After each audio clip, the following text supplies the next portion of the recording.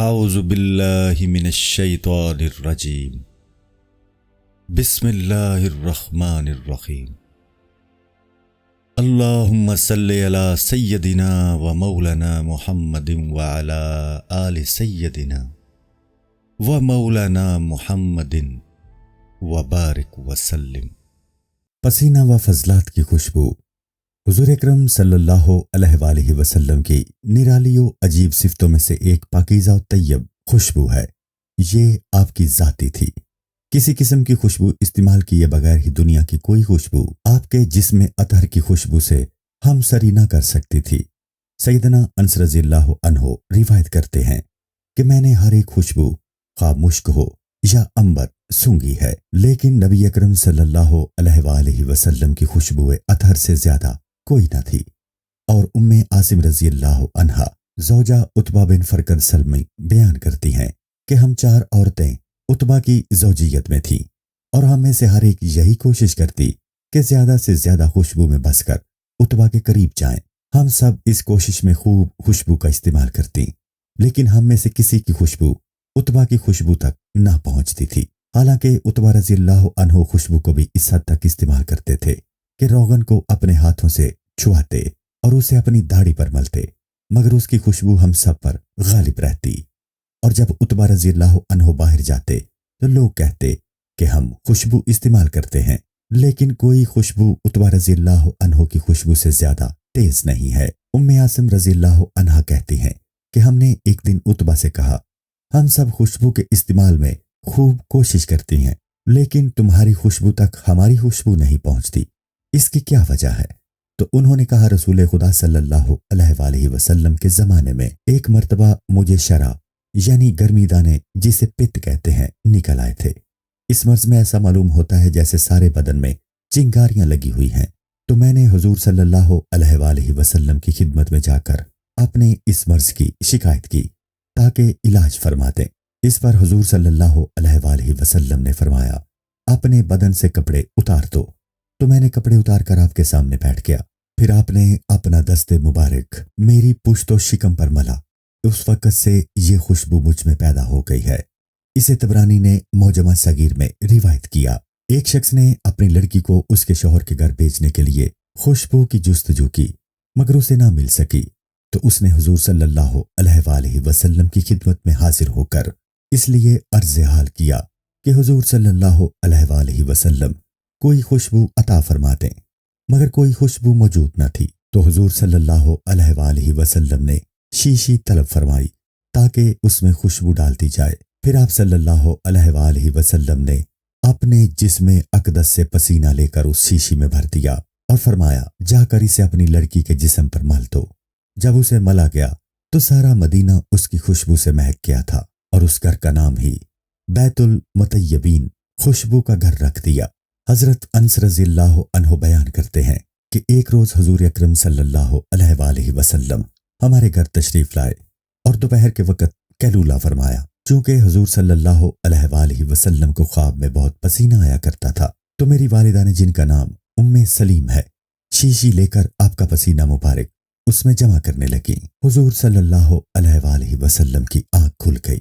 فرمایا، اے ام سلیم رضی اللہ عنہا، کیا کر رہی ہو؟ عرض کیا، یا رسول اللہ صلی اللہ علیہ وآلہ وسلم، آپ کا پسینہ مبارک جمع کر رہی ہوں تاکہ میں بطور خوشبو استعمال کروں، کیونکہ اس کی خوشبو سب سے زیادہ بہتر ہے۔ دوا مسلم۔ اور حضرت انس رضی اللہ عنہ سے یہ بھی منقول ہے کہ جب کوئی صحابی بقصد حضوری آپ کی بارگاہ میں حاضر ہوتا اور آپ کو کاشانہ اقدس میں نہ پاتا، تو وہ راہ میں آپ کی اس خوشبو کو سونگھتے جو آپ کی گزرگاہ ہونے کے سبب راہ میں پھیلی ہوتی۔ مدینہ منورہ کے جس کوچے میں وہ خوشبو محسوس کرتے، چلتے جاتے تھے کہ حضور اکرم صلی اللہ علیہ وآلہ وسلم اس راہ سے گزرے ہیں۔ آج بھی مدینہ منورہ کے در و دیوار سے آپ کی خوشبو جاں فضا کی لپٹیں آ رہی ہیں، جس سے مجنوں کے دماغ محبت معطر ہو جاتے ہیں۔ شاید کہ ایک شمع اس خوشبو کا باعث غریب و مشتاق اور مفلس و نادار مسافروں کے شامہ ذوق کو بھی میسر ہو۔ ابو عبداللہ عطار مدینہ طیبہ کی مدح میں کہتے ہیں، یعنی رسول اللہ صلی اللہ علیہ وآلہ وسلم کی خوشبو سے مدینہ طیبہ کی فضا महक रही है। मुश्क व काफूर क्या है, उनकी मानिंद तो वहां खजूरों में खुशबू है। हजरत शबीली जो उलमाए साहिब वजदान में से हैं फरमाते हैं कि मदीना तैयबा की खाके पाक में खास किस्म की खुशबू है जो मुश्क व अंबर में कतन नहीं। और फरमाते हैं कि मदीना में ऐसी खुशबू का होना अजाइब व गराइब में से है। बरवायत अबू नईम हजरत आयशा सिद्दीका रज़ियल्लाहु अन्हा फरमाती हैं कि आपके चेहरे अनवर पर पसीना मुबारक मोती की मानिंद और उसकी खुशबू मुश्क से ज्यादा होती थी। दस्ते मुबारक की खुशबू। आपके दस्ते मुबारक की तौसीफ में हजरत जाबिर बिन समरा रज़ियल्लाहु अन्हु की हदीस गुजर चुकी है। वो फरमाते हैं कि एक मर्तबा हुजूर सल्लल्लाहु अलैहि वसल्लम ने मेरे रुखसार पर अपना दस्ते अक़दस फेरा तो मैंने ऐसी ठंडक और खुशबू पाई कि गोया आपने अभी इतर की डब्बिया से अपना दस्ते अक़दस निकाला है। जो कोई भी आपसे मुसाफा करता वो तमाम दिन अपने हाथों में खुशबू पाता। आप जिस बच्चे के सर पर दस्ते शफकत रखते वो आपकी खुशबू की वजह से तमाम बच्चों में मुमताज़ो मारूफ हो जाता। फायदा। बाज़ हदीसों में आया है कि हुजूर अकरम सल्लल्लाहु अलैहि वसल्लम के पसीना मुबारक से गुलाब का फूल पैदा हुआ है। एक और जगह मरवी है, आपने फरमाया गुले सफेद यानी चंबेली मेरे पसीने से शबे मेराज पैदा हुई। गुले सुर्ख गुलाब जिब्राइल अलैहिस्सलाम के पसीना से और गुले जर्द यानी चंपा बुराक के पसीना से। नेस मरवी है कि फरमाया मेराज से वापसी पर मेरे पसीने का कतरा जमीन पर गिरा तो उससे गुलाब की रोईदगी हुई। जो कोई मेरी खुशबू सूंघना चाहे वो गुलाब को सूंघे।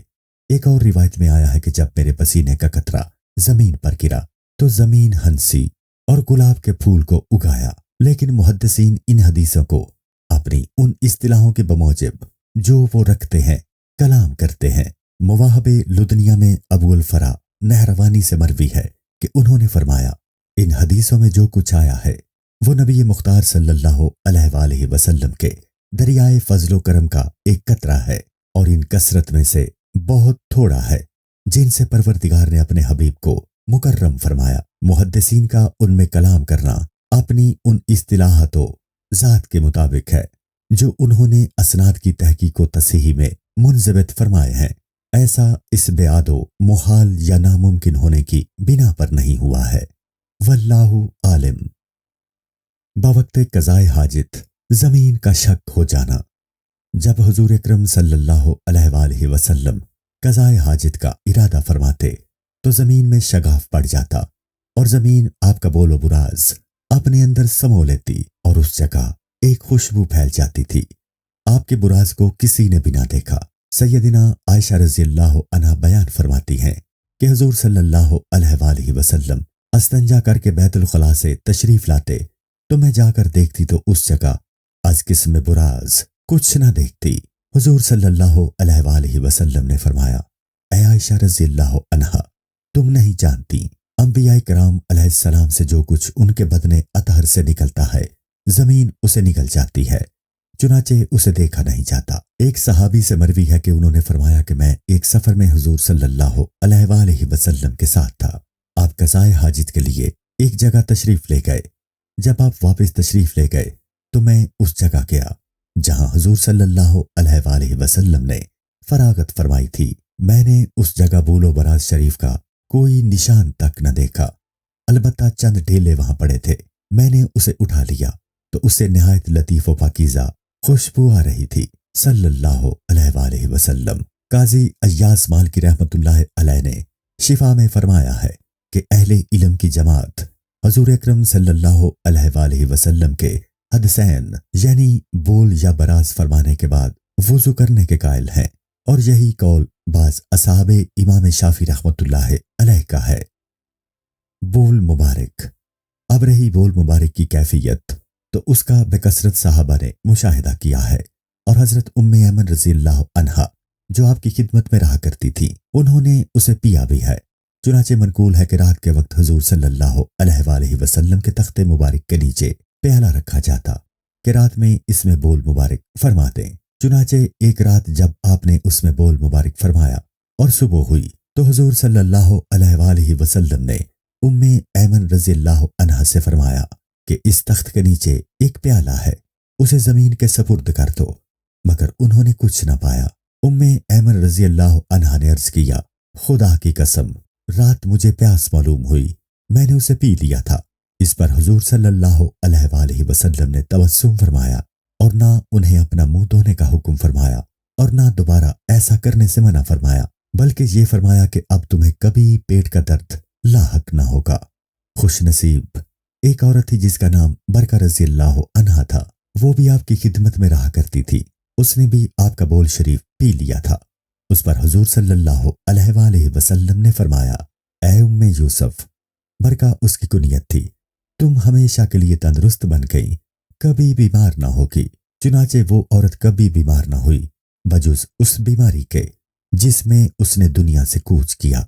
बाज रिवायतों में है कि एक शख्स ने आपका बोल शरीफ पी लिया था तो उसके जिस्म से हमेशा खुशबू महकती रही, हत्ता कि उसकी औलाद में कई नस्लों तक ये खुशबू रही।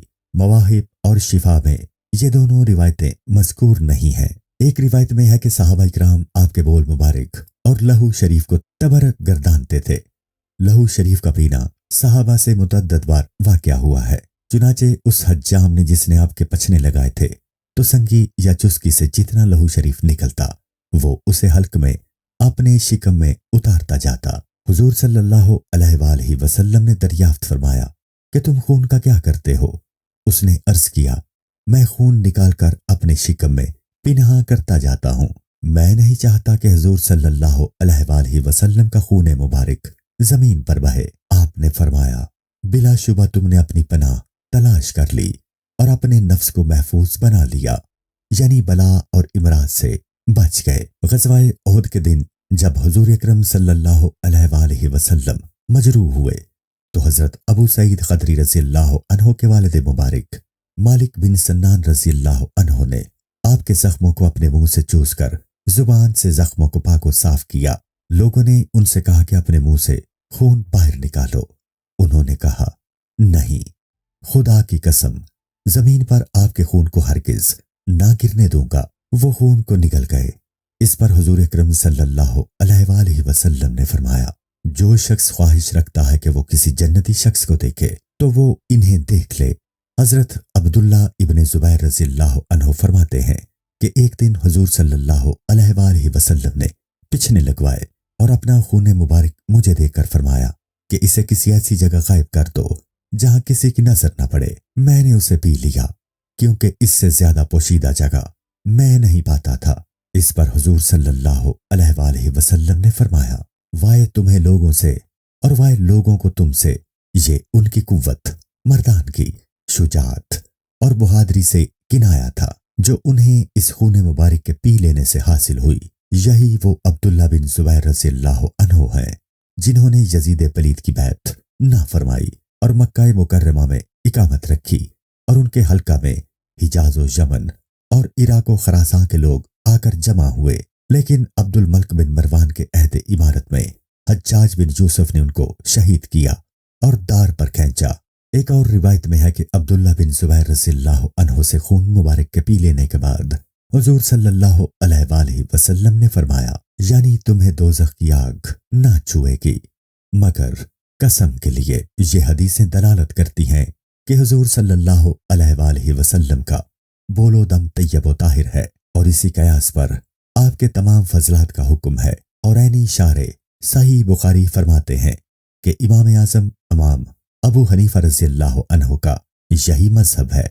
और शेख इब्ने हजर मक्की रहमतुल्लाह ताला अलैह फरमाते हैं कि हुजूर अकरम सल्लल्लाहु अलैहि वसल्लम के फजलात तहारत पर बहुत ज्यादा और कसरत से रोशन दिलाइल हैं और हमारे आइमा इकराम उसे हुजूर सल्लल्लाहु अलैहि वसल्लम की खसूसियात में शुमार करते हैं। इहतिलाम से महफूज होना।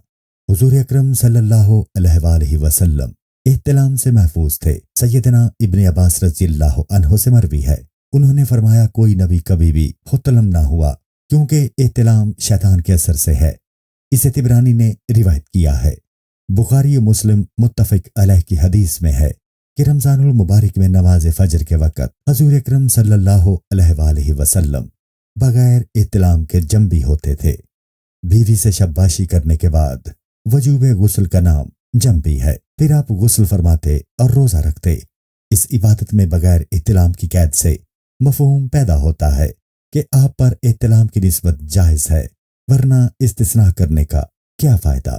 تو اس کا جواب یہ ہے کہ استثناء کی بنیاد عدم جواز پر ہے، اور یہ قید اتفاقی ہے اور بیان واقعہ ہے، یعنی حضور صلی اللہ علیہ وآلہ وسلم کا غسل جماع سے تھا، نہ کہ احتلام سے، کیونکہ احتلام آپ پر جائز نہیں ہے۔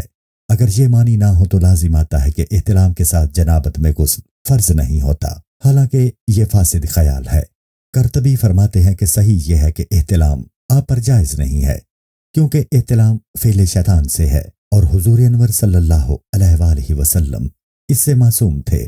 اور روزے والی حدیث میں احتلام کا مطلب یہ بتایا ہے کہ خواب میں بغیر کچھ دیکھے انزال ہو جائے، اور جو خواب میں دکھائی دیتا ہے وہ شیطان ہے۔ قاضی ایاز رحمۃ اللہ علیہ فرماتے ہیں کہ اس حدیث میں آپ کا غسل فرمانا جماع کے بعد دیر ہو جانے سے تھا، جو کہ ہم لوگوں کی کثرت جماع کی بنا پر تھا۔ تکملہ: اس طویل حدیث میں بطریق ایما اہل بیت نبوت ہے، اور وہ حدیث امامین کریمین سیدنا حسن و سیدنا امام حسین شہید کربلا سلام اللہ علیہم پر ختم ہوتی ہے، جو حضور صلی اللہ علیہ وآلہ وسلم کے حلیہ شریف اور بعض سیر و عادات کریم پر مشتمل ہے۔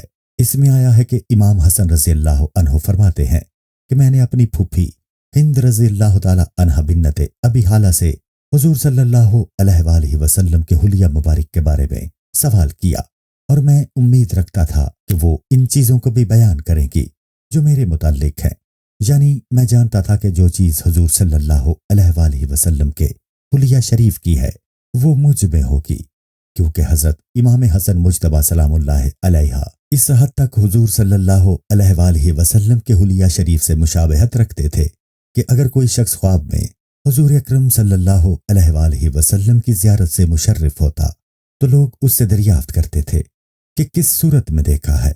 اگر وہ بصورت امام حسن رضی اللہ عنہ دیکھتا تو کہتے تم نے ٹھیک دیکھا ہے۔ چنانچہ ہند بنت ابی حالہ نے کہا، دیکھنے والوں کی نظر میں رسول صلی اللہ علیہ وآلہ وسلم خدا کا چہرہ چمکتا تھا، جیسے 14ویں رات کا چاند چمکتا ہے۔ امام حسن رضی اللہ عنہ فرماتے ہیں، پھر میں نے ہند بنت ابی حالہ سے دریافت کیا، مجھے حضور صلی اللہ علیہ وآلہ وسلم کے کلام فرمانے، سکوت فرمانے اور قوت گویائی کے بارے میں بتائیے۔ تو انہوں نے کہا کہ رسول خدا صلی اللہ علیہ وآلہ وسلم ہمیشہ فکر مند اور غمزدہ رہتے تھے، بے ضرورت کلام نہ فرماتے، آپ کی خاموشی دراز ہوتی، کلام کی ابتدا اور اختتام کنج دہن سے فرماتے، یعنی لفظوں کو اپنے دہن مبارک سے تمام و کمال اور درست نکالتے، اور شکستہ و ناقص کلام نہ فرماتے، اور آپ کا تکلم جوامع الکلم یعنی لفظ مختصر اور معنی بکثرت رکھتے تھے، جیسا کہ حدیث میں آیا ہے، مجھے جوامع الکلم دیا گیا اور کلام کو میرے لیے مختصر رکھا گیا، اور بیان فاصل و مفصول کے ساتھ تکلم فرماتے، جس میں نہ نقص ہوتا نہ فضول۔ آپ نرم طبیعت اور خوش خلق تھے، درشت سخن اور تندخو نہ تھے، نعمت کی عزت کرتے اگرچہ تھوڑی ہوتی، اور کسی چیز کو عیب نہ لگاتے، کھانا جیسا بھی ہوتا ملاحظہ فرما لیتے، اگر برا نہ کہتے تو تعریف بھی نہ کرتے، جس طرح زبان کے چٹخارے والوں کی عادت ہے۔ کوئی آپ کے غصے کے آگے نہ کھڑا رہ سکتا تھا اور نہ تاب لا سکتا تھا۔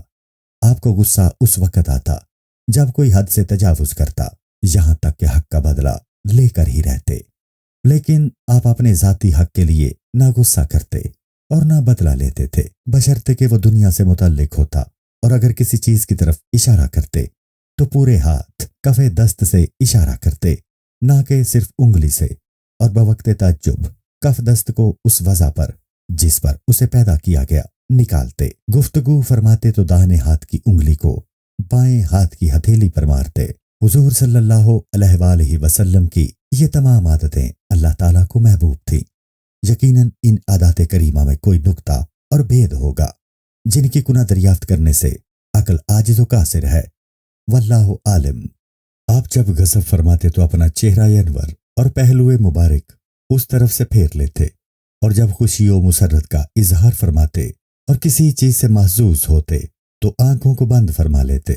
آپ کی اکثر ہنسی تبسم سے ہوتی اور تبسم میں دندان مبارک صفا و لطافت اور آب و تاب میں اولی کی مانند چمکنے لگتے۔ سیدنا امام حسن مجتبی رضی اللہ عنہ فرماتے ہیں کہ میں نے اس حدیث پاک کو ابن حالہ سے سن کر ایک زمانہ تک اپنے بھائی امام حسین سے پوشیدہ رکھا، مگر جب میں نے اسے ان سے بیان کیا تو معلوم ہوا کہ وہ اس حدیث کو پہلے ہی سن چکے تھے اور اپنے والد ماجد سیدنا علی مرتضیٰ کرم اللہ وجہہ سے اس سے زیادہ دریافت کر چکے تھے۔ حضور اکرم صلی اللہ علیہ وآلہ وسلم کا آنا جانا، شکل و صورت، نشست و برخاست سب کچھ معلوم کر چکے تھے۔ چنانچہ امام حسین رضی اللہ عنہ فرماتے ہیں کہ میں نے اپنے والد ماجد علی مرتضیٰ رضی اللہ تعالی عنہ سے حضور صلی اللہ علیہ وآلہ وسلم کے مکان میں داخل ہونے کے بارے میں پوچھا کہ جب حضور صلی اللہ علیہ وآلہ وسلم مکان میں تشریف لاتے تو کیا کرتے تھے؟ انہوں نے فرمایا حضور صلی اللہ علیہ وآلہ وسلم جب کاشانہ اقدس میں داخل ہوتے تو اپنے اوقات کے 3 حصے کرتے، ان میں سے ایک حصہ خدا کے لیے ہوتا، یعنی عبادت کرتے، اگرچہ آپ ہمہ وقت عبادت میں رہتے، لیکن اس جگہ مراد خالصاً اللہ ہے۔ وقت کے اس حصے میں اہل کا دخل ہونا، نہ اپنی ذات اور دوسرے لوگوں کے حقوق کی مداخلت ہوتی، اور دوسرا حصہ اہل و عیال کے لیے ہوتا، یعنی ان کے حقوق کی ادائیگی ہوتی، ان سے گفتگو فرماتے، ان کی ضروریات پوری فرماتے اور ان سے مباشرت وغیرہ کرتے، اور تیسرا حصہ اپنی ذات اقدس کے لیے ہوتا اور اس کے حقوق ادا فرماتے، مثلا استراحت فرماتے، سوتے اور اسی قسم کے کام وغیرہ۔ پھر اپنے اس تیسرے حصے کو بھی اپنے اور دوسرے لوگوں کے درمیان تقسیم فرما دیتے، اور ایک روایت میں ہے ان کو شریک فرما لیتے۔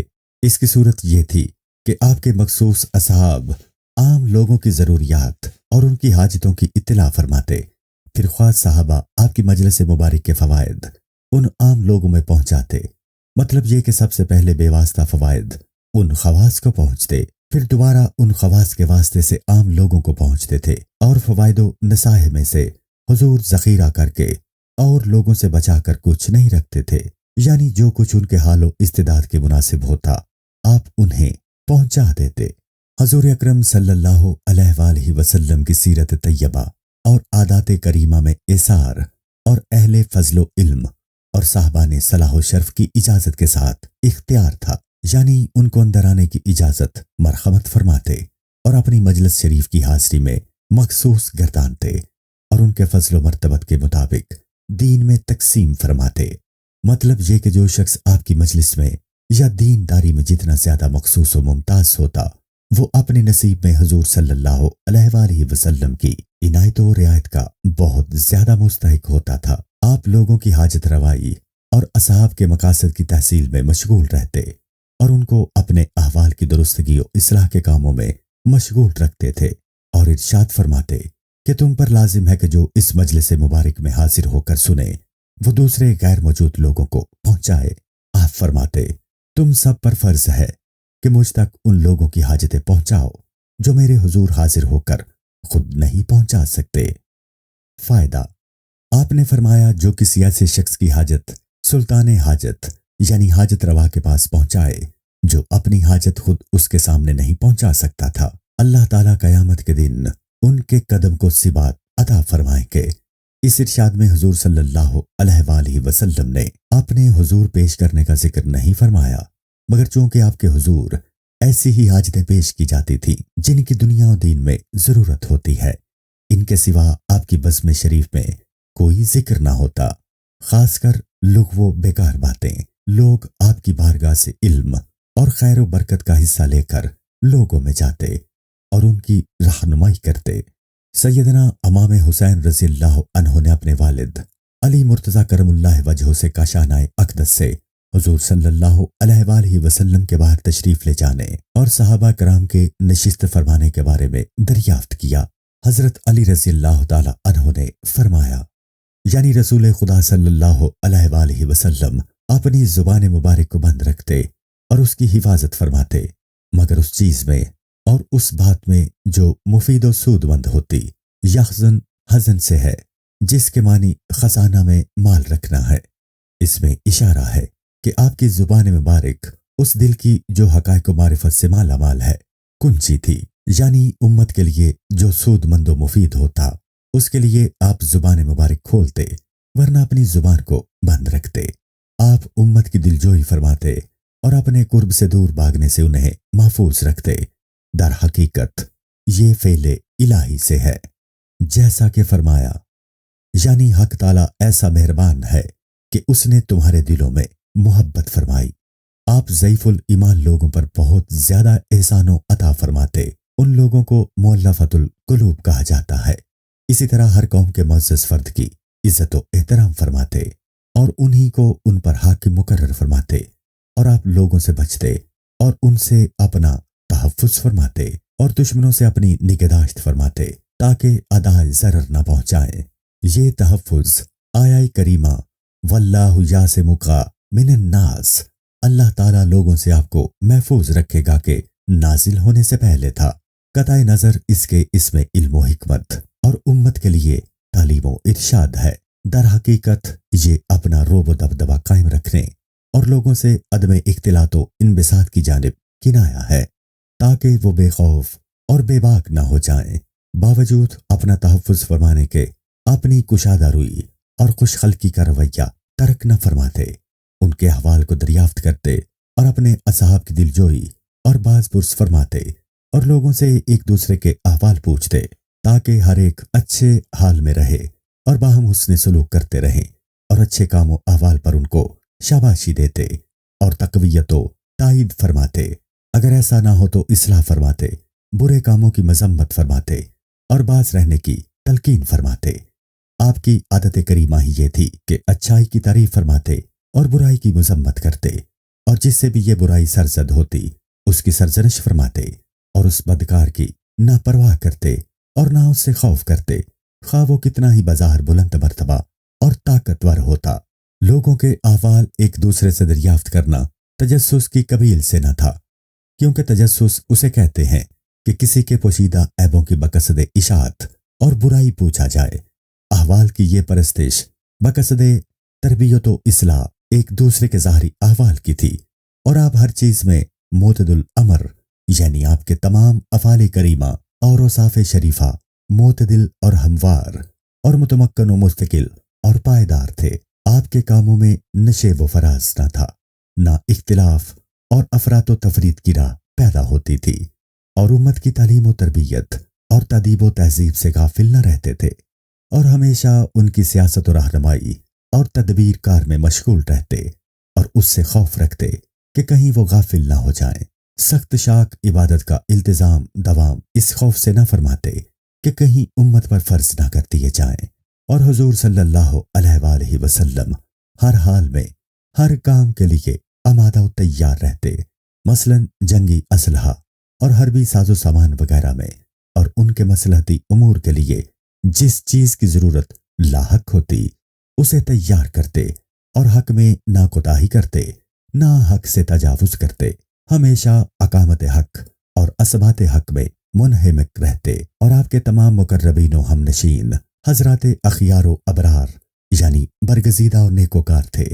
آپ کے حضور میں وہی فاضل تر اور مقرب تر ہوتا جو لوگوں کے لیے ناصح تر اور خیر خواہ تر ہوتا۔ سیدنا امام حسین رضی اللہ عنہ فرماتے ہیں کہ میں نے اپنے والد ماجد سیدنا علی مرتضیٰ کرم اللہ وجہہ سے دریافت کیا کہ حضور اکرم صلی اللہ علیہ وآلہ وسلم کی مجلس مبارک کے آداب اور طور طریق کیا تھے، اور ان کے ساتھ حضور صلی اللہ علیہ وآلہ وسلم کی ہم نشینی کس طرح تھی۔ فرمایا، حضور اکرم صلی اللہ علیہ وآلہ وسلم نہ بیٹھتے نہ اٹھتے مگر ذکر خدا کے ساتھ، یعنی نشست و برخاست میں ہمیشہ ذکر خدا کرتے تھے، اور جب مجلس مبارک میں تشریف لاتے تو جہاں بھی جگہ ہوتی بیٹھ جاتے، اور کسی بلند و ممتاز جگہ کا قصد نہ فرماتے، اور نہ اپنے لیے کوئی خاص جگہ متعین کر رکھی تھی، اور آپ امت کو اسی کی تلقین فرماتے اور بلند و بالا جگہ کی خواہش سے منع فرماتے تھے، اور آپ اپنی عنایت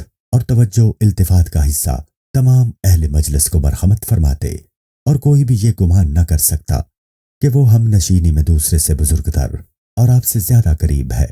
ہر شخص کے ساتھ اس کے مرتبہ اور قابلیت اور اس کے حال کے مطابق عنایت فرماتے۔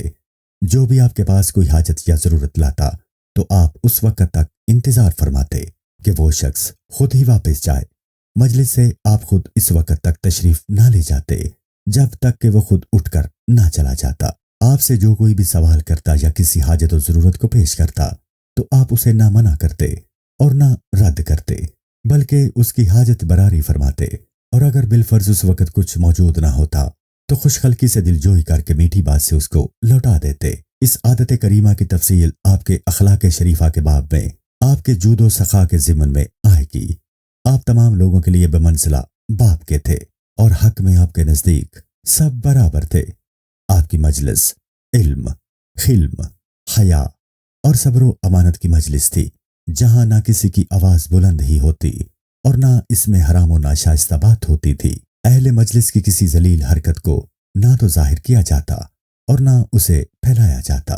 مطلب یہ تھا کہ بے تقاضۂ بشریت اگر کسی سے ذلیل یا ناشائستہ حرکت سرزد بھی ہو جاتی تو اس سے چشم پوشی کی جاتی۔ تمام اہل مجلس مساوی و موافق اور برابر تھے، ان میں باہم فضیلت تقوی کے اعتبار سے تھی۔ وہ باہم ایک دوسرے کی تعظیم و توقیر کرتے تھے، بڑے چھوٹوں پر شفقت کرتے اور چھوٹے بڑوں کی تعظیم کرتے اور محتاجوں پر اثار کر کے اور غریب و مسافر کی رعایت کرتے تھے۔ صلی اللہ علیہ وآلہ وسلم۔ السلام علیکم۔ پوری کتاب دیکھنے کے لیے ہمارے یوٹیوب چینل صوفی سما کی پلے لسٹ میں جائیں۔ یہاں آپ کو مختلف بزرگوں کی کتابیں ملیں گی، اور جو کتاب پوری نہ ہوئی اس پر کام تیزی سے ہو رہا ہے اور ریگولر بیسس پر اپلوڈ ہوتی رہتی ہیں۔ آپ سے گزارش ہے کہ آپ ہمارے یوٹیوب چینل کو سبسکرائب کر لیں اور بیل نوٹیفیکیشن پر کلک کر لیں تاکہ ہماری آنے والی کتابیں آپ کو ملتی رہیں۔ جزاک اللہ خیر۔